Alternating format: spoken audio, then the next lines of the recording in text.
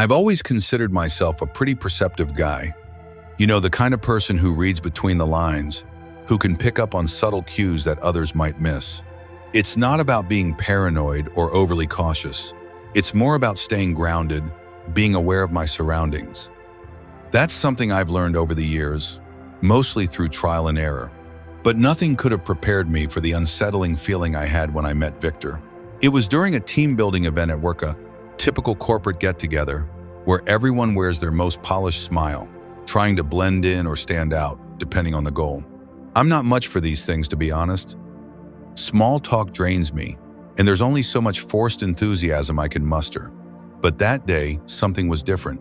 There was an energy in the room, sharp, almost electric. That's when I first noticed him. Victor. He moved through the crowd with this effortless charm, engaging everyone with the kind of charisma that made you want to listen. His words seemed rehearsed, almost too perfect, but no one seemed to care. They were drawn to him. At first, I thought it was just my social fatigue kicking in, making me overly critical. But as I watched him interact with the team, a gnawing sense of discomfort grew inside me. Maybe it was the way his smile never seemed to reach his eyes, or how he'd compliment someone, only to subtly steer the conversation back to himself.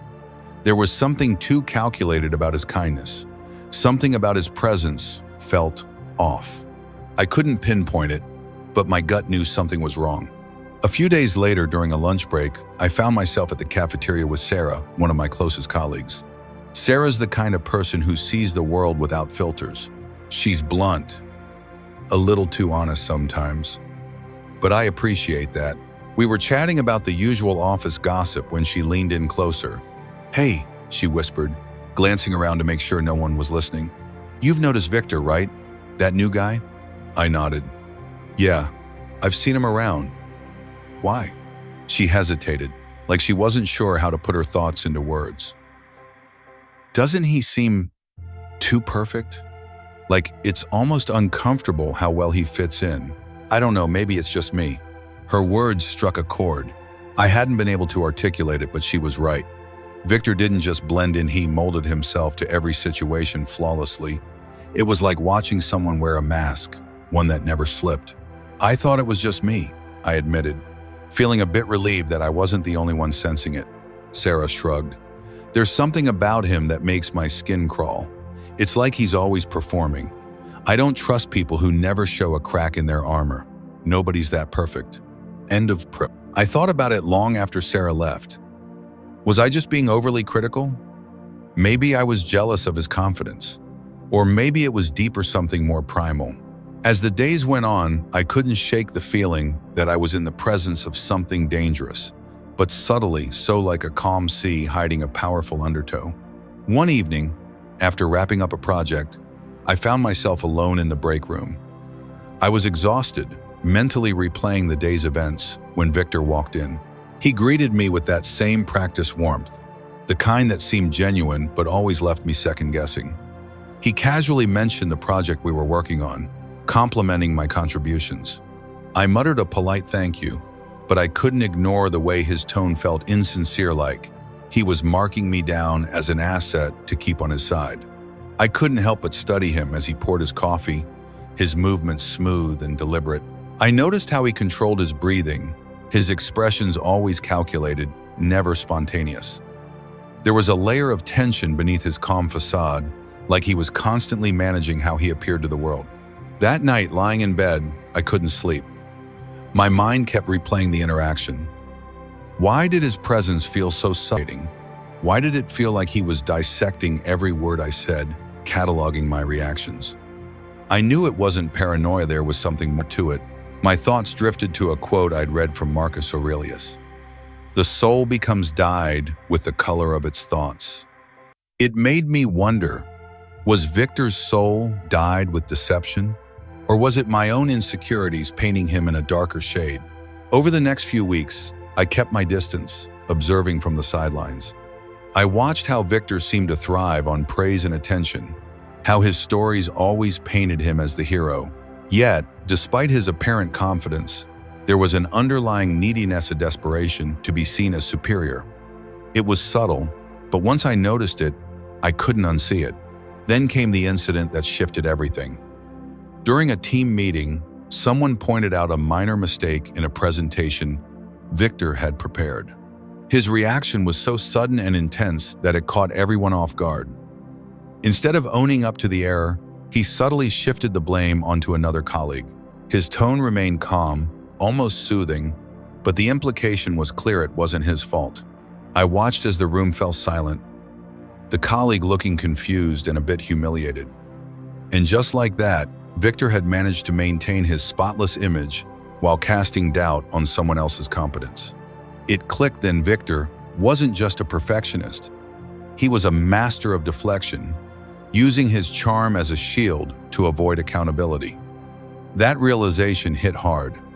My gut had been right all along. As I left the office that day, I couldn't shake the sense of unease. It wasn't just about Victor's manipulative tendencies. It was about the way I had doubted my instincts. I remembered something else I'd read. Waste no more time arguing what a good man should be. Be one. I made a silent vow to trust my intuition more and to remain grounded, no matter how polished someone's exterior appeared. In the end, I knew that staying true to myself meant recognizing when something didn't feel right and not dismissing it as overthinking.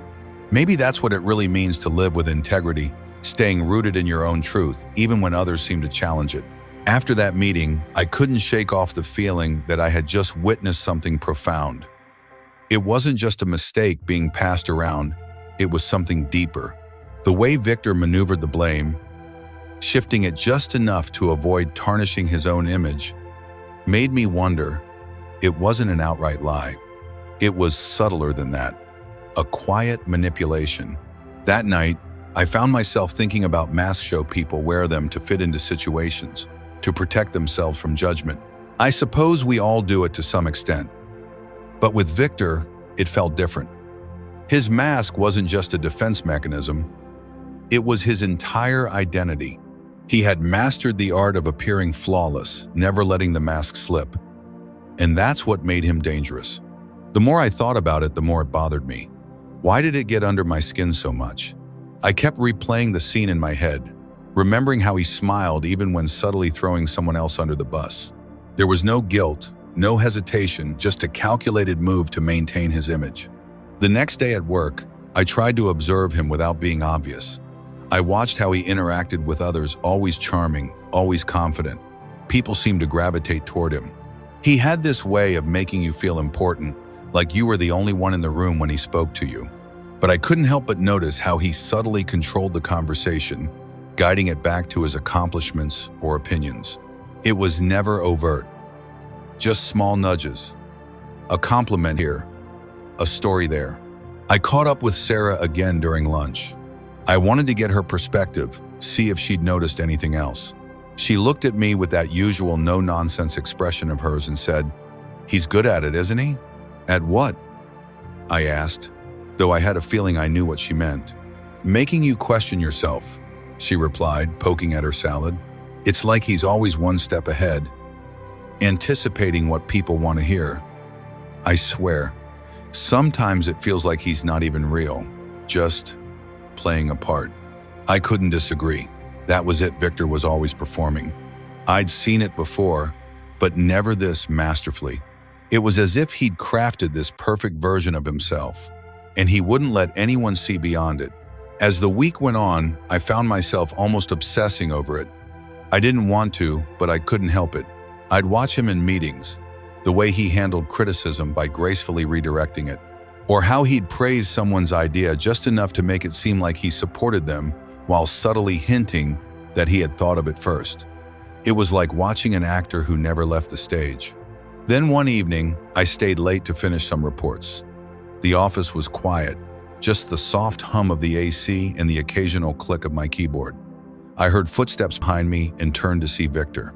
He smiled that same effortless smile. "Burning the midnight oil?" he asked. "Yeah, just catching up," I replied, trying to keep my tone neutral. He leaned against the desk, crossing his arms casually. "You know, Ethan, I've noticed you've been pretty distant lately. Is everything all right?" There it was, the subtle way he framed it, like a concern. but it also implied that I was the one being difficult. I forced a smile. Just a lot on my mind. And what? He nodded knowingly, like he already had me figured out. Well, if you ever need to talk, I'm here. Sometimes stress can make us see things differently, you know? There it was again, that little insinuation that my perspective was skewed. I just nodded, not trusting myself to say anything else. As he walked away, I felt a knot of frustration tighten in my chest. Why did he always make me feel like I was the one at fault? That night, I couldn't stop thinking about his words. Stress makes us see things differently. Was I really overanalyzing this? Was I letting my instincts cloud my judgment? I tried to rationalize it, to tell myself that maybe I was projecting my own insecurities. But deep down, I knew it wasn't just in my head. The next day, I decided to focus on my own work and not let Victor's presence bother me. But it was harder than I thought. He was always around, always saying just enough to seem supportive, but never actually committing to anything concrete. It was exhausting. I started looking up articles about psychological manipulation, trying to understand why I felt so unsettled. That's when I stumbled across something that clicked. The concept of the social chameleon. It describes someone who changes their personality depending on the situation to gain approval or control. It felt like I had just found the missing piece. Victor wasn't just charismatic, was constantly adapting to manipulate perceptions. But why did it matter so much to me? Why couldn't I just ignore it and move on? I guess it was because I'd always valued authenticity. I've made mistakes, plenty of them, but I own up to them. Seeing someone craft a persona so carefully, without a hint of genuine vulnerability, made me question everything I'd believed about character and integrity. That evening, as I walked home, I thought about a quote from Seneca. It is not the man who has too little, but the man who craves more that is poor. Maybe that's what bothered me the most. Victor's constant need to be seen as perfect. It wasn't just about being liked. It was about maintaining control through perception. And I realized that his actions weren't just manipulative, they were rooted in a profound insecurity. The more I thought about it, the more I understood that his need to project this ideal version of himself was his way of compensating for something deeper, something he didn't want anyone to see. It was almost sad.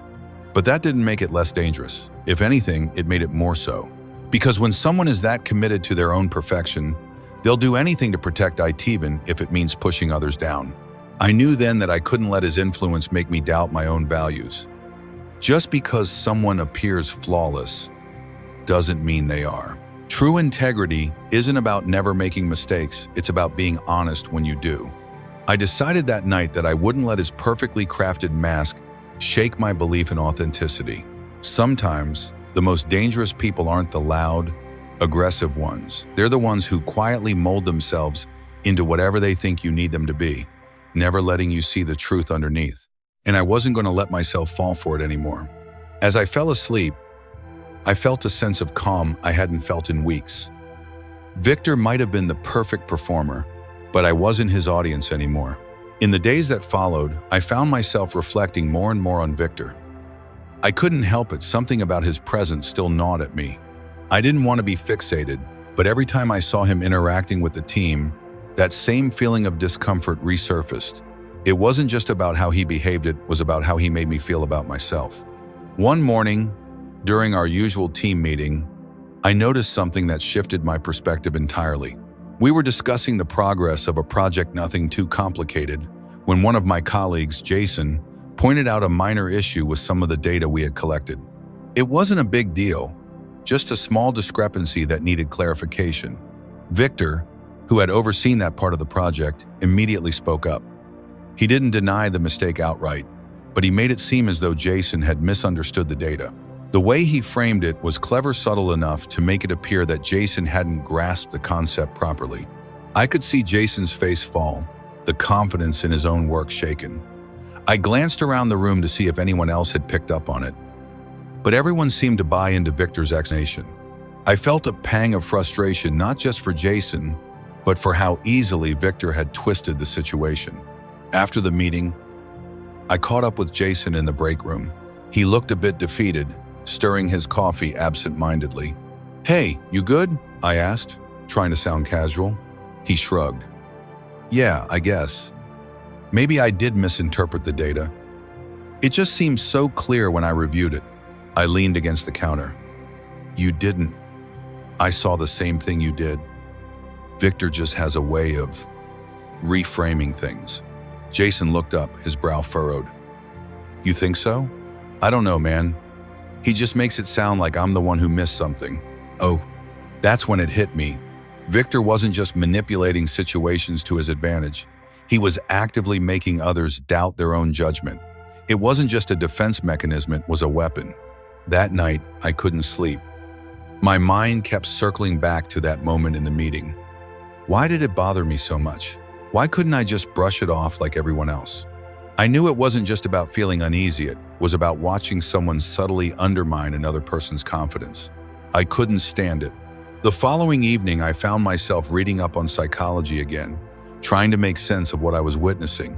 That's when I stumbled upon Carl Jung's concept of the shadow, the parts of ourselves that we reject and bury deep within. The idea that when we refuse to acknowledge our own flaws, we unconsciously project them onto others. It was like a light bulb went off in my mind. That was it. Victor's behavior made sense now. His relentless need to maintain perfection, to never appear wrong, wasn't just arrogance. It was a manifestation of his own insecurities. He couldn't admit his mistakes because deep down, he couldn't face his own imperfections. Jung described it as projecting the shadow, seeing in others what we refuse to see in ourselves. It clicked with what I'd been feeling all along. Victor wasn't just manipulative. He was battling his own internal demons, and the only way he could cope was by making others carry the weight of his flaws. The next day, I decided to observe him more closely, not just his actions, but his reactions. During a group discussion, one of our team members, Linda, casually mentioned an error in the previous project.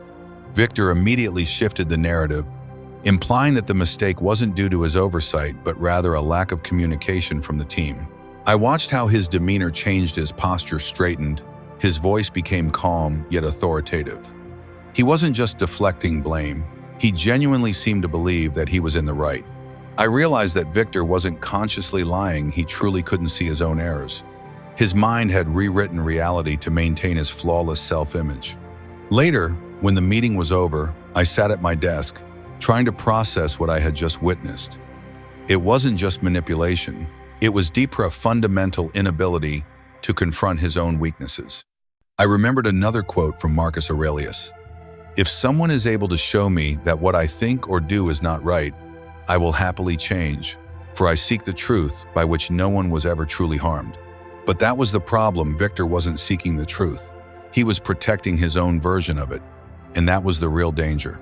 If someone can't see their own faults, they'll never grow, never change. Instead, they become trapped in a cycle of projecting their flaws onto those around them. As the days passed, I noticed more of it. Little moments where Victor would subtly undermine others while maintaining his polished exterior. I could see the impact it had on the team, people second-guessing themselves, questioning their own competence. It wasn't just about maintaining his image, it was about keeping others off balance so they wouldn't see through him. I knew I couldn't change Victor. That wasn't my responsibility, but I could choose how I responded. I decided to hold my ground, to trust my own instincts. The next time he tried to redirect blame onto me, I calmly pointed out the actual cause, without accusing him or escalating the situation. To my surprise, he didn't react defensively. Instead, he just nodded, almost as if he hadn't expected me to stand firm. That moment felt like a small victory, not just over him, but over my own doubts. I realized that his influence only worked when people let it. By holding on to my own sense of truth, I could keep his projections from seeping into my own mindset. That night, I reflected on what it meant to be truly resilient, not just in facing external challenges, but in maintaining one's own integrity in the face of subtle manipulation. It wasn't about winning or proving someone wrong. It was about staying true to my values, even when someone else tried to distort the narrative.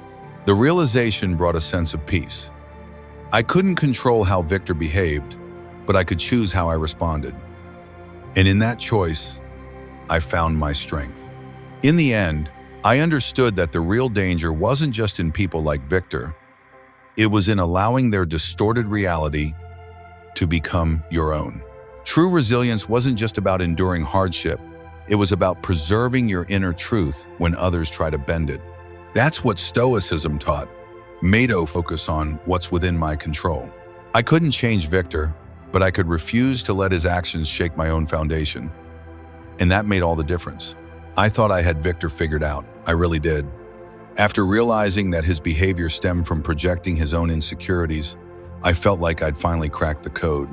It was almost comforting to know that his manipulations weren't deliberate attacks, but rather the manifestations of his own unresolved issues. I guess in a way it made me feel superior, like I had some insight he didn't. But as it turned out, I was wrong. I had underestimated just how deeply ingrained his behavior was. And more importantly, I hadn't considered how that charisma of his could turn from merely unsettling to genuinely dangerous. One afternoon, we had a department meeting to discuss some upcoming changes. Victor was there, as usual, positioning himself at the center of attention. He started talking about the new project guidelines, weaving in stories of his past successes and how his methods had led to remarkable outcomes. Everyone listened intently. I couldn't help but notice how effortlessly he held the room, how his voice carried that perfect blend of confidence and warmth. Then something happened that caught me off guard. One of the newer interns, Dylan, asked a question, an innocent one, really about whether the new guidelines might conflict with some of the older procedures. It wasn't confrontational, just a curious, thoughtful point. Victor's reaction was subtle but telling. He didn't directly dismiss Dylan, but instead, he smiled a smile that seemed almost condescending and said, "That's a good question, Dylan. Sometimes when we're new, it's hard to grasp the bigger picture.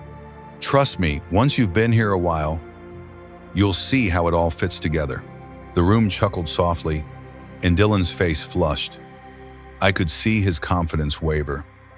It was a masterful move, appearing to encourage, while subtly putting the intern in his place. It bothered me, but I didn't say anything. I was still processing how easily Victor had maintained his charm while quietly undermining Dylan. After the meeting, I caught up with Dylan. He was still visibly shaken, mumbling something about feeling stupid for speaking up. I assured him that his question was valid, and that I'd had similar concerns myself. Dylan looked at me, hesitant. "You ever get the feeling that Victor's, I don't know, too perfect? Like he never makes a mistake?" I nodded. "Yeah, it's not just you. He's good at making himself look flawless." Dylan seemed relieved, but I could tell the damage was done. That's when I realized something important. It wasn't just about Victor needing to feel perfect. It was about maintaining an image so impeccable that no one else dared challenge it. His charisma wasn't just charming, it was a barrier, an invisible force field that made others doubt themselves. A few days later, something happened that truly shifted my perspective. Sarah called me one evening, sounding more serious than usual. "Hey," she said, her voice low, "you won't believe what I just heard." "What's up?" She hesitated before speaking. "I just had drinks with some of the guys from marketing. They said Victor's been talking about you, how you're stressed out lately and not pulling your weight. He's framing it like he's just concerned, you know?" I felt my stomach drop. It didn't make sense. I'd been working harder than ever. Why would he say that? Sarah must have sensed my confusion. "He's not outright blaming you," she clarified. "It's more like he's implying that you're having a hard time keeping up. You know how he does it, sounds supportive, but leaves people doubting you." I clenched my jaw, feeling anger bubble up. Why was he doing this? I thought I'd made peace with the fact that his behavior was rooted in insecurity, but now it felt deliberate, calculated. I couldn't just let it slide. The next day at work, I couldn't help but notice how people seemed a bit more distant, polite, but guarded. It was subtle, but it was there. Victor's narrative had already begun to shape their perceptions of me. That's when it hit me. This wasn't just about maintaining his own perfection. This was about control. Victor wasn't satisfied with looking good. He needed to make sure others didn't outshine him. I knew I needed to confront him. Not in a confrontational, heated way that wouldn't help. But I couldn't just let him paint me as unreliable. I spent the evening reflecting on how to approach it. I remembered a line from Epictetus. It's not what happens to you, but how you react to it that matters. I couldn't change what Victor had done, but I could choose my response. The following morning, I caught Victor just as he was heading into the break room. I took a deep breath and approached him. "Hey, can we talk for a minute?" I asked, keeping my tone calm. He flashed that same practiced smile. "Of course. What's on your mind?" "I've been hearing some things," I began carefully. "Apparently, you've mentioned to a few people that I'm struggling with my workload. I just wanted to clear the air." Victor raised an eyebrow, looking genuinely surprised, or at least doing a great job of appearing so. "Oh, I'm sorry if that came across the wrong way. I was just expressing some concern. You seemed a bit overwhelmed lately, and I just wanted to make sure you were okay." There it was again, the perfect blend of concern and implication. I didn't rise to it. Instead, I nodded slowly.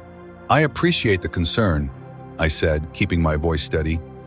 "But I'm not overwhelmed. I'm managing fine. I wanted to make sure there's no misunderstanding." His expression didn't change, but I could see something shift in his eyes. A flicker of something, maybe frustration at not being able to manipulate the conversation as easily as usual. "No misunderstanding," he said smoothly. "Just looking out for you." I smiled politely and walked away, feeling oddly triumphant. For once, I hadn't let his charm derail me. I had addressed it directly, without aggression or accusation. I had maintained my composure, and it felt liberating. That night, I thought about how charisma could be a double-edged sword. In Victor's hands, it wasn't just a tool for connection. It was a weapon known that kept people in line, doubting themselves. I knew then that the real power wasn't in trying to beat him at his own game. It was in staying rooted in my own truth, refusing to let his influence distort my reality. The Stoics always taught that the only thing truly within our control is our own response. And for the first time, I understood what that meant. Victor's power over me wasn't just his charm, it was my willingness to let his perception affect mine. I couldn't change how others saw him. I couldn't stop him from weaving his narrative, but I could choose not to internalize it. I could hold on to my own sense of reality, even when his was trying to overpower it. As I lay in bed that night, I felt a strange sense of calm. I didn't need to prove anything to anyone. I just needed to keep living honestly, letting my actions speak for themselves. Victor might continue to manipulate perceptions, but I wouldn't be swayed. Maybe the real strength lies not in dismantling someone else's facade, but in refusing to let it make you question your own integrity. After that conversation with Victor, I couldn't help but feel a strange mixture of triumph and doubt. Part of me was proud that I had confronted him without losing my composure. I'd held my ground, made it clear that I wasn't going to let his subtle manipulation shape how I saw myself. But another part of me couldn't ignore the lingering unease. Had I really made a difference? Or had I just fueled his need to undermine me even more? I knew I couldn't control how Victor behaved or what stories he continued to weave. But it was exhausting constantly feeling like I had to defend my integrity while he quietly dismantled it behind my back. That night I called Sarah. She listened patiently as I recounted the break room encounter, every word, every glance. I didn't leave out a single detail. When I finished, there was a long pause on her end. "I get it," she finally said, "but you have to decide whether it's worth the mental energy to keep confronting him. You know how he works. He'll twist everything to make himself look good." "I know," I replied, rubbing my forehead. "But it's not just about him anymore. It's about how I feel like I'm constantly questioning myself. I hate that he has that kind of influence over me." Sarah sighed. "You've got to protect your own peace, Ethan. Sometimes, people like him will keep doing what they do, no matter how you respond. Maybe it's not about fighting back. Maybe it's about not giving him space in your mind." Her words hung in the air long after we ended the call. Maybe she was right. I'd spent so much energy trying to counteract his influence that I'd lost sight of my own priorities. I needed to find a way to maintain my own sense of calm, regardless of what Victor did or said. The next morning, I arrived at work determined to shift my focus. I threw myself into my tasks, taking extra care to double-check my work. If I made sure everything was solid from the start, there'd be nothing for Victor to twist. It wasn't about being paranoid, it was about taking control of what I could. Midway through the day, I bumped into Dylan again. He looked more confident, which was a relief. I asked how things were going, and he gave me a small smile. "You know," he said, "after we talked, I started thinking about how I've been second-guessing myself. I realized it's not just Victor sometimes. I let anyone with confidence make me question my own ideas. It's like I automatically assume they know better than I do." I nodded. "I get that. It's easy to let someone else's certainty make you doubt yourself, especially when they present it so well. But confidence doesn't always mean they're right." Dylan grinnet. "Yeah, I guess I just need to stop giving people that much power over my own thoughts." His words stuck with me. It wasn't just about Victor. It was about how I allowed people to influence my perception of myself. Maybe the real issue wasn't his behavior, it was my own response to it. I'd let him dominate my mental space without even realizing it. That evening, I decided to dig deeper into the Stoic principles I'd been reading about. One passage from Seneca caught my attention. "He who suffers before it is necessary, suffers more than is necessary." It made me realize that I'd been mentally preparing for conflict with Victor before it even happened. I was anticipating his manipulation, bracing myself for it, instead of just living in the moment and focusing on my own actions. The next day, I tried a different approach. I acknowledged the thoughts when they came, the suspicion, the doubt, but I didn't dwell on them. I practiced recognizing them and then letting them go, like clouds passing through the sky. It wasn't easy. My mind wanted to latch onto the problem, to keep dissecting it, but I reminded myself that obsessing wouldn't change anything. In the afternoon during a team meeting, I noticed Victor subtly shifting the credit for a successful project toward himself. Normally, I would have felt a surge of irritation, but this time, I just let it wash over me. I knew my contributions. I didn't need his validation. I realized that his desire to be seen as the hero didn't make me any less competent. When the meeting ended, Sarah gave me a look, clearly waiting for me to vent about Victor's behavior. Instead, I just shrugged. "It's fine," I said. "Let him have it if he needs it that badly." I know what I did. She seemed surprised but nodded, giving me a small, approving smile. The real test came a few days later, when I overheard Victor talking to our manager. He was praising the team, but made a point of mentioning how he'd stepped in to make sure the project stayed on track. A part of me tensed, waiting for that familiar wave of resentment. But then, something clicked. Why did I need everyone to know exactly what I'd done? Wasn't my satisfaction in doing a good job enough? I realized that I didn't need to constantly correct his narrative. The truth wasn't going to change just because he spun it differently. That was the moment I felt a shift, a genuine release of the frustration I'd been carrying. I couldn't control how Victor portrayed himself. I couldn't change how others perceived him. But I could choose not to let his need for control affect my peace. I thought back to something I'd read from Marcus Aurelius. "You have power over your mind, not outside events. Realize this, and you will find strength." It wasn't about winning or proving him wrong. It was about freeing myself from the mental burden of his behavior. That day, I made a commitment to myself. I wouldn't waste my energy trying to unravel Victor's tactics. I would focus on what I could control: my own work, my own integrity. If others chose to buy into his facade, that was their decision. I didn't need to fight every battle or correct every false impression. When I walked out of the office that evening, I felt lighter than I had in weeks. It wasn't because I had won any confrontation or exposed Victor's flaws.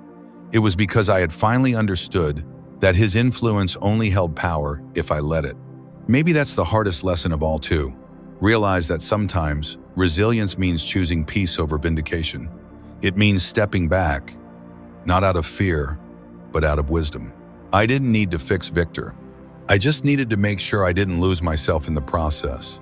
And as I made my way home, I couldn't help but smile.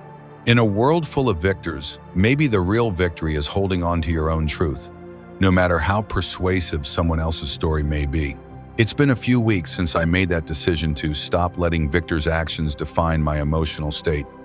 I'd expected the change to be hard, but it's surprising how liberating it feels. Once I stopped trying to prove myself or counter his subtle manipulations, I felt a sense of calm I hadn't known in a while. My workday became simpler. I focused on my tasks, staying present, not letting my mind spiral with what-ifs or worry about how I was being perceived. It was strange how something that once felt so overwhelming suddenly seemed trivial when I changed my perspective. But as anyone who's dealt with people like Victor knows, peace doesn't last forever. One afternoon, I overheard a conversation that made me pause. Two of my colleagues were talking just outside the break room, unaware that I was nearby. "Did you hear what Victor said about Ethan?" one of them whispered. My heart sank. I thought I'd moved past this, but curiosity held me in place. "Yeah," the other replied. "Something about how he's been taking credit for other people's ideas lately." Makes you wonder, doesn't it? My hands tightened into fists. For a moment, that familiar anger surged up, threatening to drown my resolve. I wanted to march into Victor's office and demand an explanation. But then I stopped myself. I took a deep breath, reminding myself of what I'd learned. I couldn't control what he said. I could only control how I responded. I stepped back, away from the door, and made my way to my desk. As I sat down, I remembered something I'd read from Epictetus.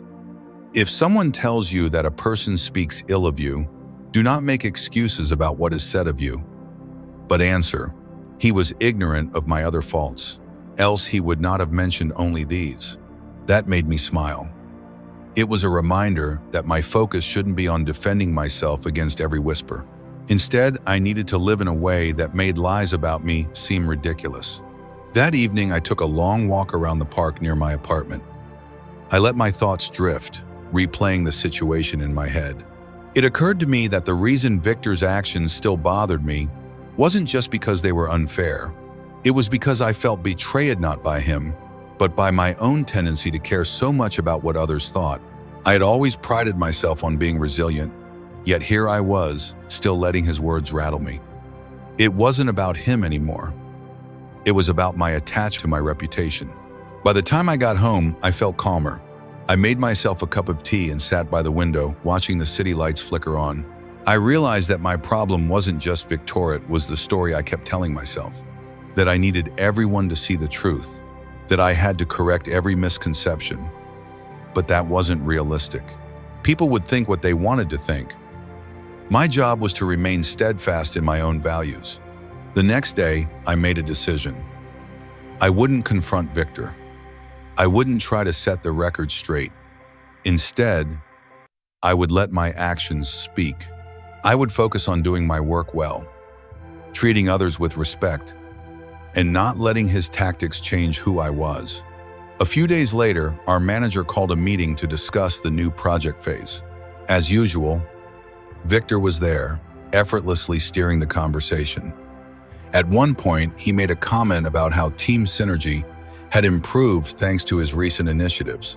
I saw a few people nod in agreement, and a part of me bristled. But I kept my expression neutral. Then something unexpected happened. One of our colleagues, Linda, spoke up. "Actually," she said, glancing my way, "I think Ethan's been really helpful in keeping the project organized. His attention to detail made a big difference in the last phase." There was a moment of awkward silence. I wasn't sure whether to speak up or just nod. Victor's smile faltered just a bit before he quickly recovered. "Of course," he said smoothly. "Ethan's always thorough." I gave Linda a small, grateful smile. I didn't need to say anything more. For once, I felt like I didn't have to fight for acknowledgement. It came naturally because I'd focused on doing my best without worrying about credit. That small moment shifted something in me. I realized that my value wasn't something Victor could diminish, no matter how hard he tried. People would see the truth eventually, not because I pointed it out, but because it became undeniable. The following week, I caught up with Sarah after work.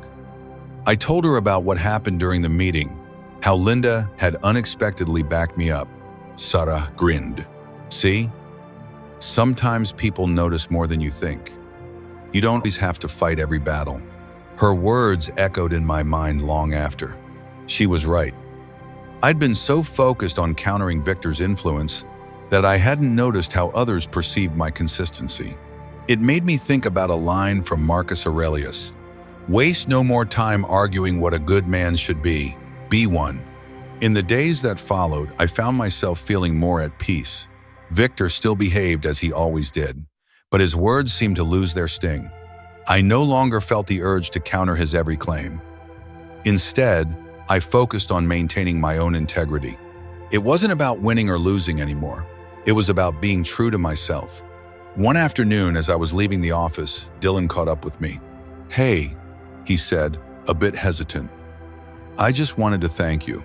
A while back, when I was second-guessing myself, you helped me see that I didn't need to let other people's opinions dictate my confidence."